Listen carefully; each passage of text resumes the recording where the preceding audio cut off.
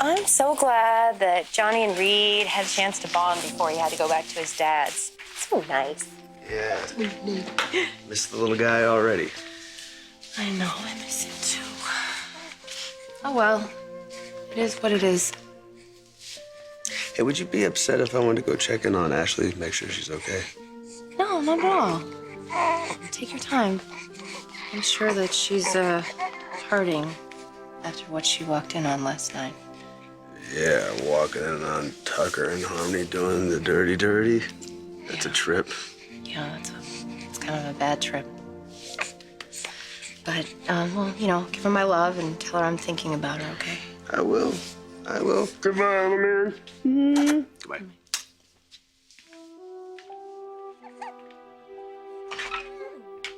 Somebody is so sleepy, huh?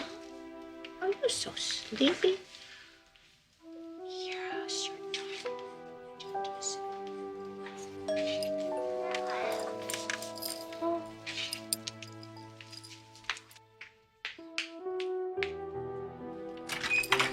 Hey, come in. Mom, what's wrong? What else? Your father. Dad and Sharon.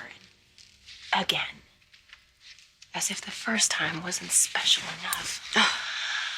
Tell me about it. Can you even believe it? Yes, actually, I can. I saw them at Glowworm acting all intimate and giddy and... Blah. I asked Sharon what the deal was. Oh, really? What did she say? Well, she said that she was encouraging Dad to reach out to Johnny and me, which he did. But... You got the feeling it was something more. Yes. Sharon said I was reading way more into it than necessary. Well, of course she did, because she doesn't want people to realize what she's doing. How did you find out? I mean, did Dad tell you that he was reconnecting with her? Oh, no. I got to see it firsthand. I walked right into a romantic evening he'd set up for Sharon at the ranch. Oh, God, this is just disturbing on so many different levels. And now Nick and the kids have to be subjected to this awkward situation all over again. I mean, unless you think that something else is going on like last time. I mean, the prison wedding, that was for your benefit. They have made it very clear that they are involved because they want to be. Dad's not gonna stop seeing Sharon just because we don't like it. You know, in fact, that might even make it last longer. What is so upsetting is that your father cannot stop disappointing you and your brother. Don't worry about me, okay? I'm good. What about you? I mean, are you okay? Really? You're all fight and fury right now, but once this really sinks in, I mean, are you really gonna be all right?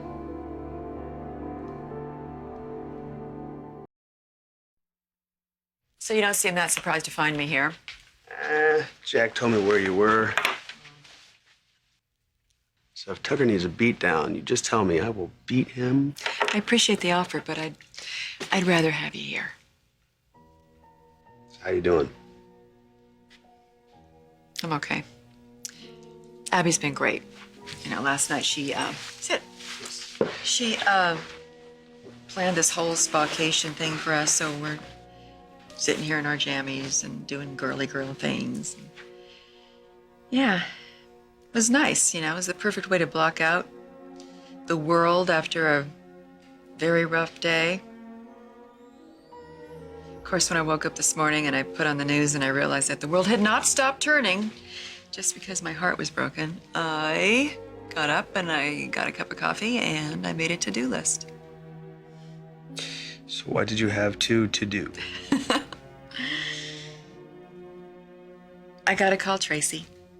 I want her to hear it from me that my marriage is kaput. I gotta check in with the office. And then I gotta get some healthy food in Abby's refrigerator. Any food would be good, actually, because she does not like to grocery shop, let me tell you. Well, it sounds like you've got the ship steady on some pretty rough waters. That's me, Captain Ashley.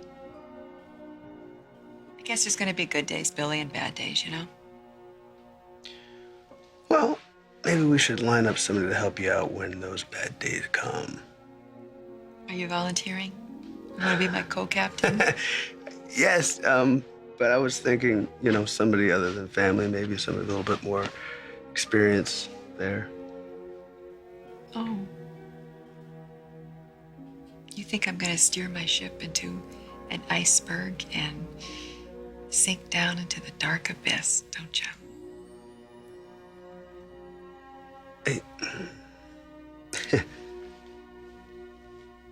I've had a lot of practice with this sort of thing with Victor over the years, but I have to say this one really stings. Yeah, because it's Sharon. Yeah, because it's Sharon and because of her long history with our family. Yeah, I don't know, Mom. Maybe this is Dad's twisted way of getting back at you for getting together with Jack. No, I really think that he has amorous feelings for his former daughter-in-law. I really don't think it's that serious. I really don't. I mean, if the world were ending tomorrow, you're the only woman that Dad would want by his side. And you would want him by your side, too. I know that. Oh, good grief. Is this what it's gonna take for you two to finally get it right? The apocalypse? Ay, ay, ay.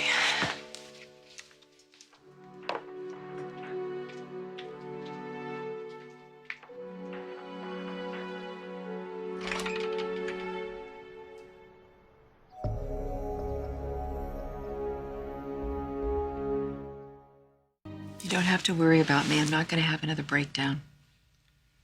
I mean, how can you be so sure? It's not like you can plan for it. It just happens when you're super stressed, right? I was in a very different place when I lost the baby, Billy. I'm not as fragile as I was then. I don't mean to suggest that you can't handle yourself. I'm just worried about you. I know. I love you for it, too.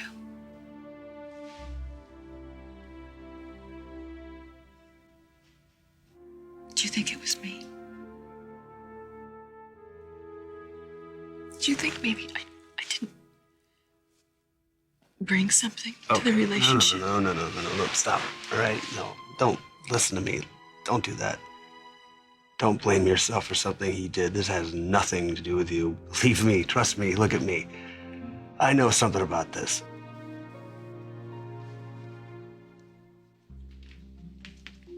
I would like to discuss a private matter with you. Except, of course, your mother probably has already given you her skewed view. If you're referring to the fact that you are dating your grandchildren's mother, yeah, that could have slipped out. I would like to talk to Victoria alone, right? You can't dismiss me. I was here first. You go. Enough of this nonsense. That's exactly what I wanted to say when I first saw you with Sharon. Stop. Both of you, stop. Just, you're being so childish. I think she's talking to you. Oh.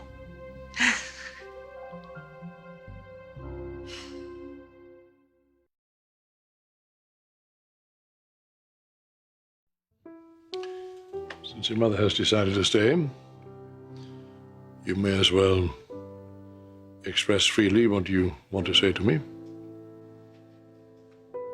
Okay. Yes, okay. Mom told me that you're dating Sharon. And did that come as a big shock to me? No, it didn't. And, while I appreciate you coming here to speak with me face to face, I don't really understand what sort of a reaction you think you were going to get. I mean, I'm not going to give you my blessing. I'm certainly not going to throw some sort of tizzy fit about it either. I mean, let's face it, Dad, you have a girlfriend that I don't like, and I am married to a man that you don't like, so I guess we're even, aren't we? However, there is one difference. I wouldn't hire some gigolo to come between you and Sharon the way that you hired Chelsea to come between Billy and me. I just wouldn't do something like that. Well, you really wouldn't even have to hire anybody, dear. There are plenty of new ranch hands that Sharon hasn't met yet. You know what, Mom? You're just as much to blame as Dad is. I am not. Yes, you are. You knew exactly how Dad would react when you started up with Jack again, and yet you did it. You did it, and you should have expected an eye for an eye. You just should have known that that's what was going to happen. And that's what you did, huh? You gave her a real eyeful, Dad. God, you guys, when? When are you ever gonna, make this work? You're just always on two opposite ends. It's like love and hate. It's like, when are you ever going to bring it together? I am so sick and tired of seeing you guys do this to each other over and over. I'm just so tired of it. When is it ever going to stop?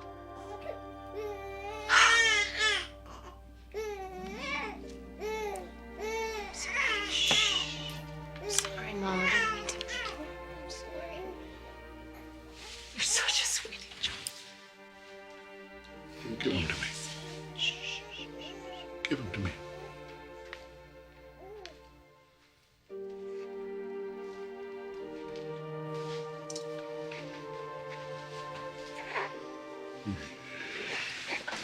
Yes. Look at that. That's right. That's right. You just waking up. You just waking up. Hmm? Yeah. That's right. That's right. I'm gonna get going. Okay, Mom, I love you. Listen, That's a good boy. what I said earlier, Don't I just apologize. You weren't wrong. That's a good boy. That's a good boy. That's Goodbye, right. Victor. That's right. That's right. You're trying to talk to me now, aren't you? You're trying to talk to me, aren't you? That's right. That's right. Yes. When you grow up, I'll tell you stories. Okay? Gosh, Yeah. how do you do it? Yes. Do what? Just infuriate me 1 minute, and then next minute you can just be so sweet and kind and loving to Johnny. Yes. Oh, yes. You're telling me a big story.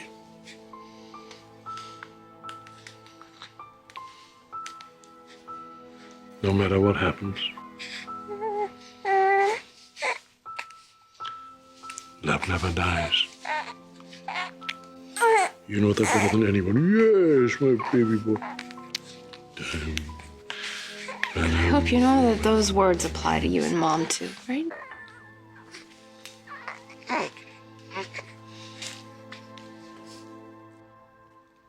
I am not defending Tucker at all.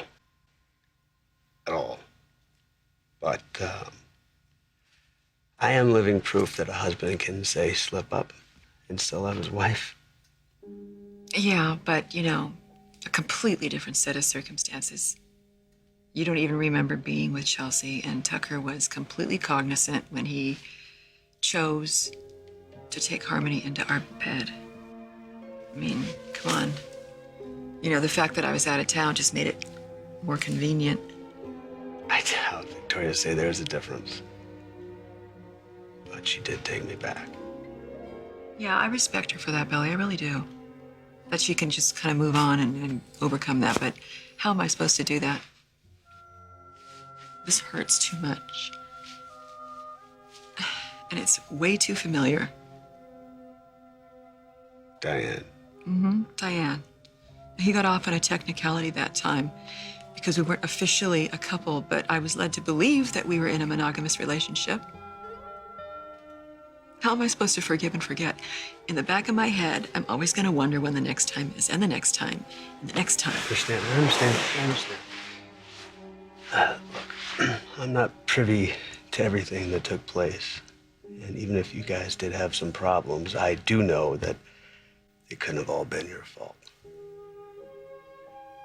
I also know this. Tucker still loves you. It's going to be up to you whether you keep your marriage alive or not.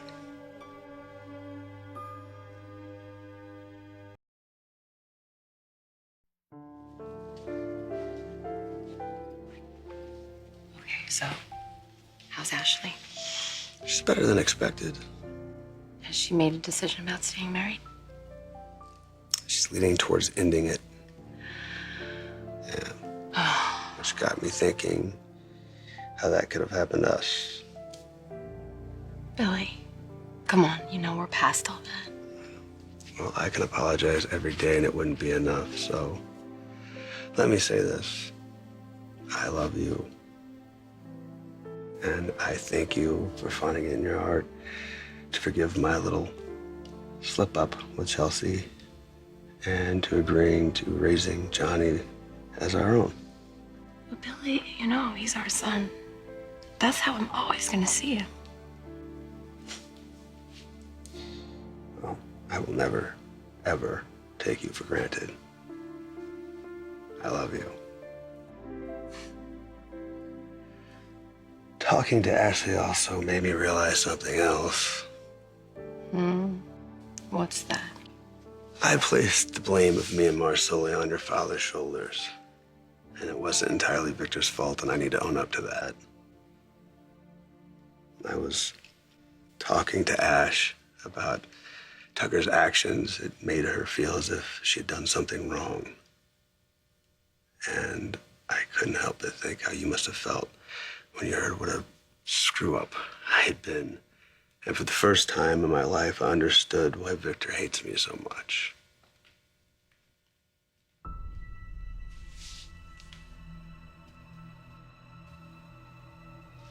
Well, I'm finished with my phone call. I leave the two of you alone.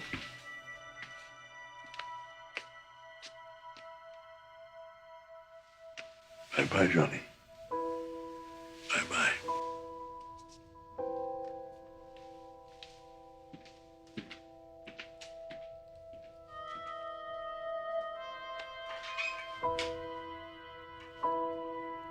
You could have told me he was here in the middle of my big epiphany. I'm sorry. I thought he was in the backyard on the phone. I didn't know you were gonna talk about him. Please tell me he didn't hear what I just said.